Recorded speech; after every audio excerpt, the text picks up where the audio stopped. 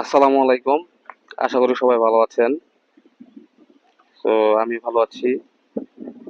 আজকে আসলে কথা বলবো যেটা সেটা হচ্ছে যে মার্কেটিং এর সবচেয়ে গুরুত্বপূর্ণ একটা বিষয়, যারা সেলস এবং মার্কেটিং আছেন তাদের হচ্ছে সেলস করাটা। সেলস এমন একটা জিনিস যেটা টেকনিক লাগে। কাস্টমারকে আপনার প্রোডাক্টের বেনিফিট বোঝাইতে হবে। প্রোডাক্টের বেনিফিট বোঝানোর পরে কাস্টমার মনে করেন বলবে অন্য কোম্পানি তো এই বেনিফিট গুলো আছে, তাহলে আপনার যেই প্রোডাক্টের বেনিফিটের পরে আপনি কাস্টমার যে নিবে তার কি বেনিফিট এটা বোঝানোর চেষ্টা করতে হবে। সো তাকে তার বেনিফিটটা বোঝানো দরকার।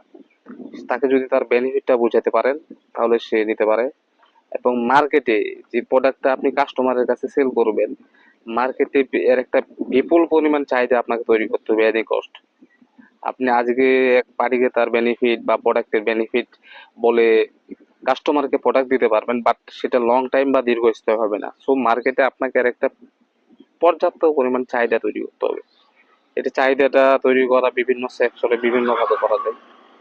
মূলত একটা হচ্ছে, যদি আমি আমার যে প্রফেশন এটা মেডিকেলে, সো আমি আমার প্রফেশন ওয়েতে আমার যে মার্কেটে চাহিদা তৈরি করার জন্য গুরুত্বপূর্ণ ভূমিকা পালন করে যে ডক্টররা, আমি আমার প্রোডাক্টের যে বেনিফিট এগুলো ডক্টরদেরকে এই বেনিফিটটা বোঝানোর চেষ্টা করি।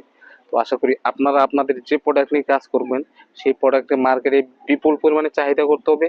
পাশাপাশি চাহিদা তৈরি করার পরে প্রোডাক্টটা অ্যাভেলেবেল করতে হবে। সো যে আউটলেট গুলো রয়েছে, যে কাস্টমার রয়েছে, এই আউটলেট গুলোতে পর্যাপ্ত পরিমাণে রাখতে হবে, অ্যাভেলেবেল করতে হবে।